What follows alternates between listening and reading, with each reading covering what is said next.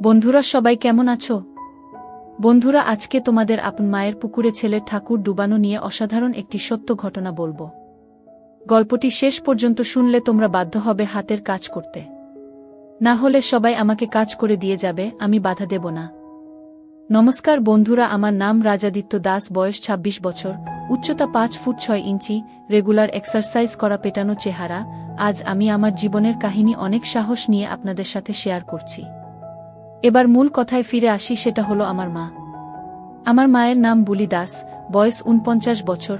মা খুব একটা লম্বা না, ৫ ফুট থেকে কিছু কম। মার ওজন খুব বেশি না, ৫৫ কেজি হবে, তবে হালকা চর্বি আছে, সাথে সিজার এর কাটা দাগ, যেটা আমার আর আমার বোনের জন্মের সময় হয়েছিল। আমার বোন মাত্র ২ বছর বেঁচে ছিল। বোন মারা যাবার পর মা বাবা দুজনেই খুব ভেঙে পড়ে। আমি ৫ বছরের ছোট ছেলে ছিলাম, তাই বোন হারানোর কষ্টটা খুব একটা বুঝতে পারিনি। মা বোন জন্ম হবার পর অপারেশন করিয়ে নেয় যাতে আর বাচ্চা না হয়। বোন চলে যাবার পর বাবা খুব দুঃখী হয়ে পড়ে আর খাবারের প্রচুর অনিয়ম করে, এতে বাবার কিডনি খারাপ হয়ে যায়, আর কিডনির অসুখেই বাবা মারা যায় আজ থেকে ১৮ বছর আগে। আমি আর বিধবা মাকে সেই থেকে বাড়ির বাকি লোকেদের কাছে অনেক অপমান সহ্য করতে হয়।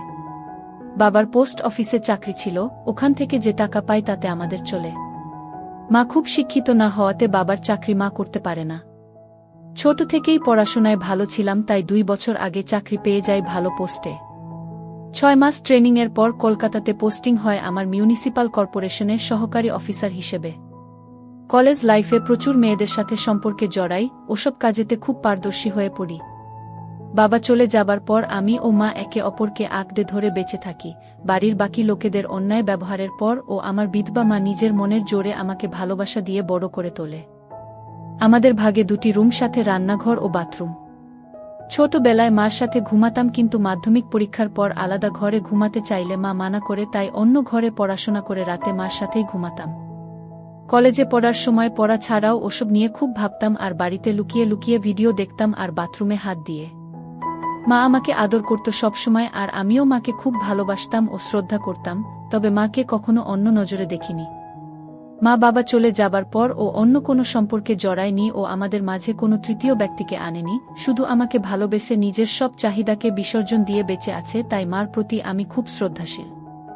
২২ বছর বয়সে আমি গ্রাজুয়েশন পাস করে আমি কোচিং-এ ভর্তি হই ও সরকারি চাকরির পরীক্ষার জন্য প্রস্তুতি নিতে শুরু করি, ও ধীরে ধীরে বান্ধবীদের সাথে যে ওসব কাজ করতাম সেটা আস্তে আস্তে বন্ধ হয়ে যায়, তাই হাত দিয়ে কাজ সারতে থাকি।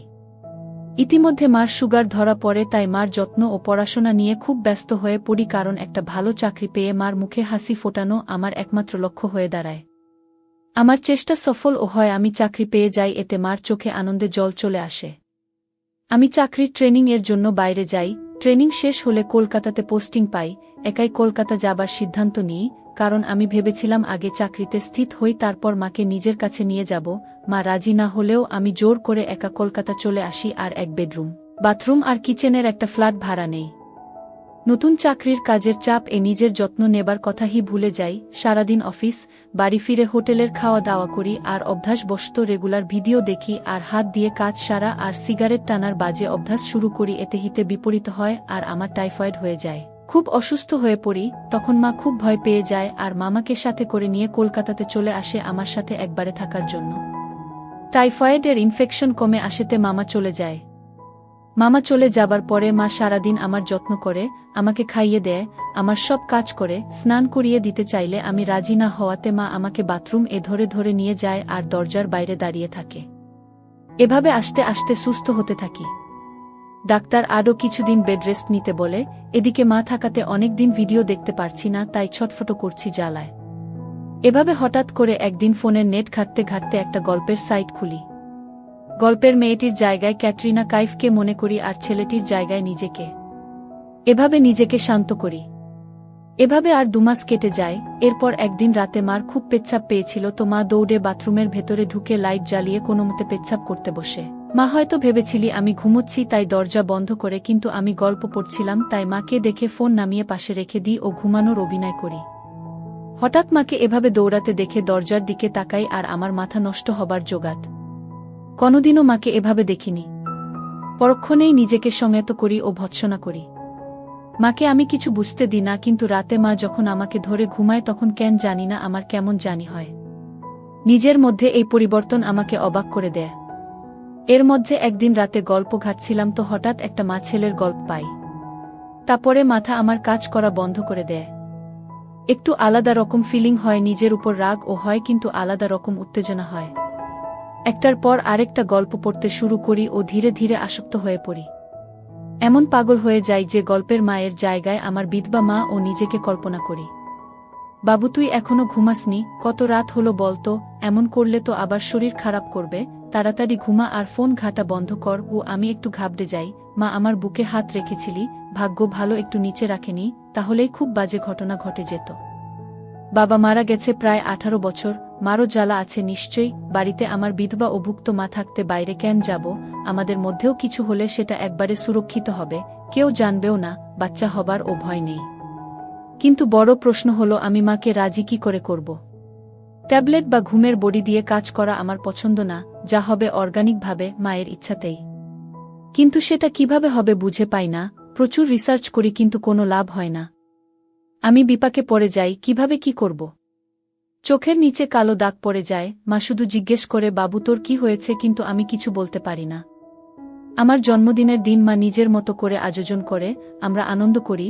এরপর মা আমাকে বলে, জন্মদিন এ কি উপহার নিবি বাবু? আমি তখন বলি, মা তুমি সুখী থাকবে, খুশি থাকবে, তোমাকে ভালো যেন রাখতে পারি সেই আশীর্বাদটা দাও।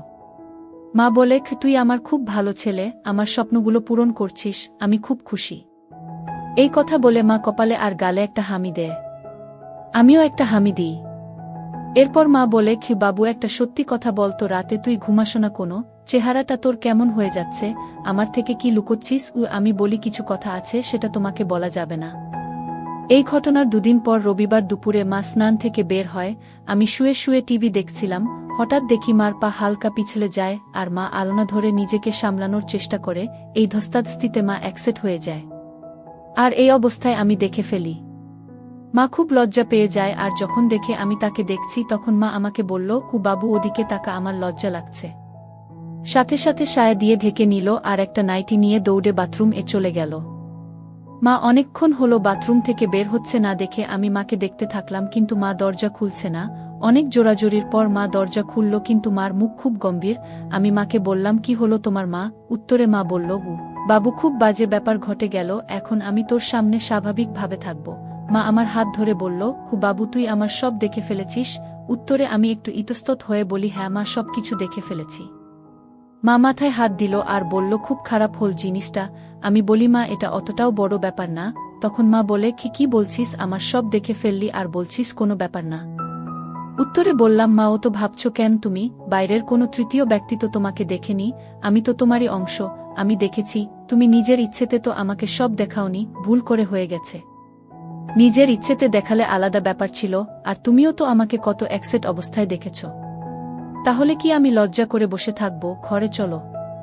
এটা শুনেই মা বলছে, বাবু সে তো ছোট থাকতে দেখেছি, এখন তো কত বড় হয়ে গেছিস। আর আরেকটা কথা, নিজের ইচ্ছেতে যদি আমাকে দেখে ফেলতি তখন কি আমাকে খারাপ ভাবতি? আমি রেগে গিয়ে বললাম, আগে শীতের পোশাক পরো, আমার খিদে পেয়েছে, একসাথে খাবো, তারপর আমি একটু বাইরে যাব। আমি স্নান করে আসি, তুমি পুজো দিয়ে নাও। আমি বাথরুম এ গেলাম আর হাতের কাজ সেরে নিলাম। আমার মাথা ঘুরে গেল। আমি তাড়াতাড়ি সব পরিষ্কার করে স্নান করতে লাগলাম আর মাকে নিয়ে ভাবতে লাগলাম, যেভাবেই হোক মায়ের সাথে কাজটা করতে হবে।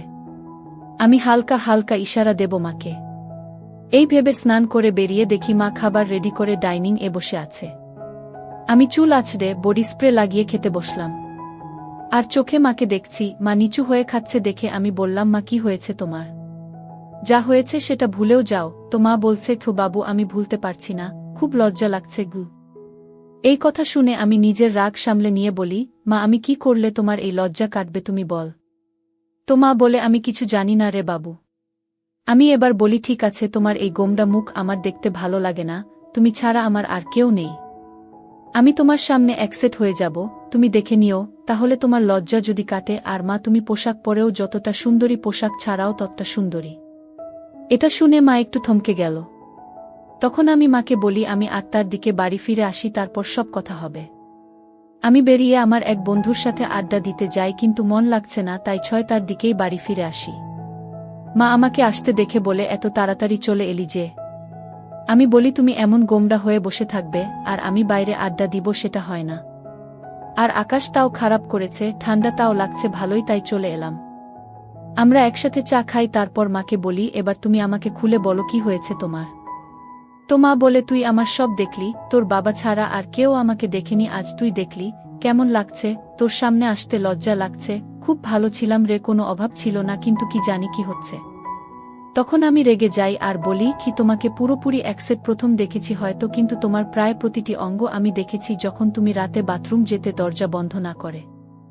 মা এটা শুনে একটু থ হয়ে যায়। এরপর আবার আমি বলি এই মাঝ বয়সেও এত মেইনটেইন করে রেখেছ, পেটের ছেলে দেখেছে তাতেও লজ্জা। আর জিজ্ঞেস করতে না আমি কেন ঘুমাই না, সেটার উত্তর হলো রাতে ঘুম আসে না। ২৬ বছর বয়সে যে জ্বালা হয় সব ছেলে ঠিক তেমন হি জ্বালা আমার, কাউকে বলতে পারি না, তাই ভালোবাসার অভাবে আমার এই অবস্থা। মা তখন বলে নিজেকে সংযত কর, আর অন্য একটি উপায় আছে সেটা কর, একটু আরাম পাবি, কিন্তু শরীরকে এভাবে কষ্ট দিস না বাবা। তখন আমি বলি মা আমার কষ্টের পরিমাণ অনেক, তাই তোমাকেই বললাম, সন্তানের কষ্ট মা ছাড়া আর কেউ বুঝবে না। মা বলে আমি জানি শোনা, একটা কথা বলি, আমিও তো নিজের চাহিদা ভুলে তোর জন্য বেঁচে আছি। তুই নিজে কষ্ট পেলে আমারও কষ্ট হয় বাবা, আমাকে একটু সুখ দে বাবা। আমি তখন বলি তোমাকে সুখী করা আমার একমাত্র উদ্দেশ্য।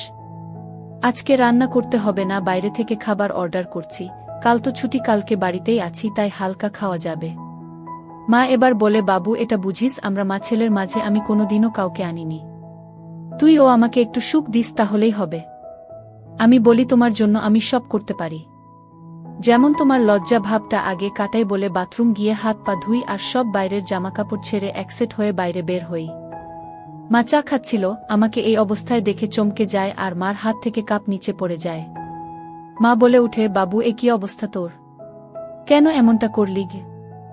আমি ওই অবস্থায় মার সামনে গেলাম আর মাকে বললাম তোমার লজ্জা কাটানোর জন্য আর কোনো উপায় ছিল না, তুমি তো নিজের ইচ্ছেতে সব কিছু দেখাওনি, তাও লজ্জা পাচ্ছ। আমি নিজের ইচ্ছেতে তোমাকে সব দেখলাম, কিন্তু দেখো মা আমার একটু ও লজ্জা করছে না। তোমার লজ্জা আশা করি এবার কেটে যাবে, আমরা একে অপরের পরিপূরক, আমাদের মাঝে কেউ আসবে না, তোমার সব কষ্ট আমি দূর করব, এভাবে মনমরা হয়ে থাকবে আমি সেটা দেখতে পারছিলাম না। মা আমার কথাগুলো শুনছিল আর এক দৃষ্টিতে আমাকে দেখছিল, তারপর মা বলল খুব কাপড় পরে নে, অসভ্য ছেলে, ঠান্ডা লেগে যাবে। আর লজ্জা করব না ঘি বলে দাঁড়ালো আর একটা হামি দিল আর রান্নাঘরে চলে গেল। নিজেকে আয়নাতে একবার দেখলাম আর ভাবলাম চেহারাটা বেশ আমার।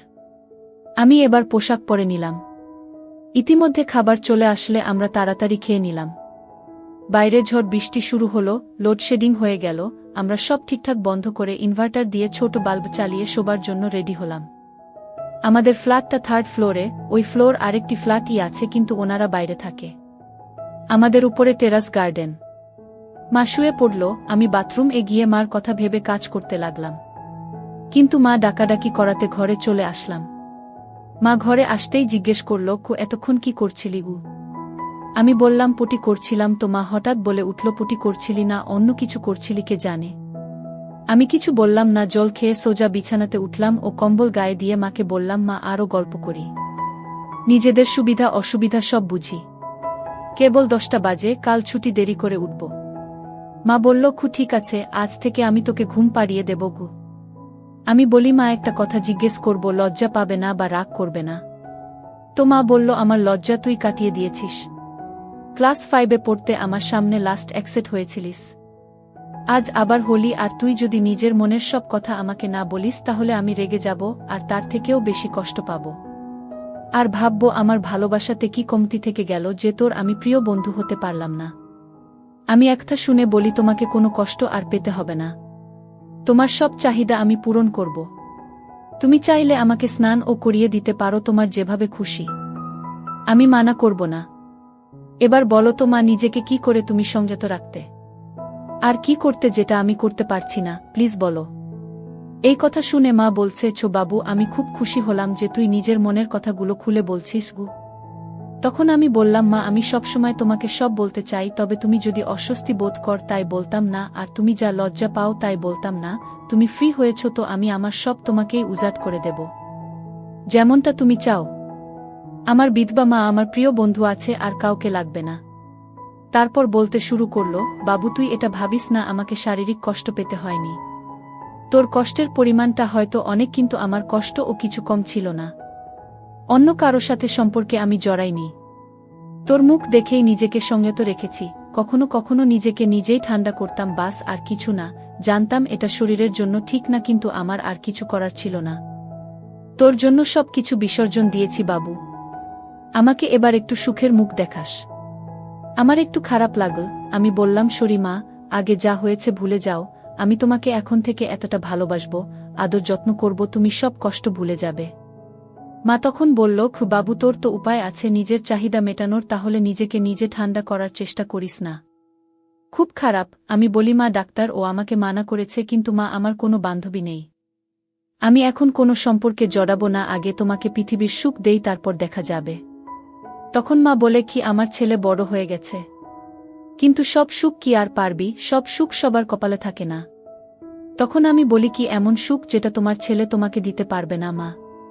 তখন মা আমার গালে হাত দিয়ে আমাকে বলে, পারবি না রে বাবু, পারবি না, আমাকে ওই সুখ দিতে পারবি না। আমি বলি, কোনো মা, আমি কেন পারবো না? নিজেকে ও তোমাকে সব সুখ দেব, তোমার সব চাহিদা পূরণ করব, এই প্রমিস করেছি। শুধু তোমাকে মুখ ফুটে বলতে হবে। মা তখন বলে, কি ছেলেকে কি এটা বলা যায় বাবু? পৃথিবীর সবচেয়ে নিষিদ্ধ জিনিস, লোকে জানলে থুথু করবে। আমি মার হাত ধরে বলি, মা একটা কথা আমার মাথার দিব্যি দিয়ে বলো তো, তুমি কি সত্যি চাও না আমাকে উপযুক্ত মনে করো না? আমাদের দুজনের এই জীবন, এই একাকী জীবন, আমাদের মাঝে কেউ কোনো দিন আসেনি আর আসবেও না। আমার জন্য সব বিসর্জন দিয়েছিলে, আমার জন্যই সব ফিরে পাবে। তুমি নিজেই বললে তোমার ছেলে বড় হয়েছে আর আমরা বেস্ট ফ্রেন্ড, তাহলে কি মা আমি? মা কান্না করে উঠল আর বলল, কি তোর থেকে উপযুক্ত আর কেউ না রে বাবু, শুধু আমার মাতৃত্ববোধ আমাকে আটকাছে। আমি তখন বলি, আমি কিছু কথা বলবো, তাহলে তোমার মাতৃত্ববোধ আরও জেগে উঠবে, কিন্তু সেটা আমাকে আপন করার দিকে। মা তুমি কি জানো, আমি শরীর খারাপের সময় ইন্টারনেট থেকে গল্প পড়তাম আর নিজেকে ঠান্ডা করতাম। গল্প পড়ে হঠাৎ তোমার আর আমার কথা মনে পড়ে যায় আর খুব গরম হয়ে যায়। মনের চাহিদা তোমাকে পাবার চাহিদাতে পরিবর্তন হয়, কিন্তু কোনো পথ খোলা না থেকে খুব কষ্ট পাই। ডাক্তার দেখায়, সেটা তো তুমি জানোই মা।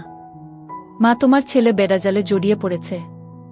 আমি খুব কষ্ট পাচ্ছি মা, আমাকে বাঁচাও। তোমাকে লুকিয়ে লুকিয়ে দেখি, তাই সেদিন তুমি খুব লজ্জা পাচ্ছ দেখে আমি নিজেই অ্যাকসেপ্ট হই, সব দেখানোর জন্য।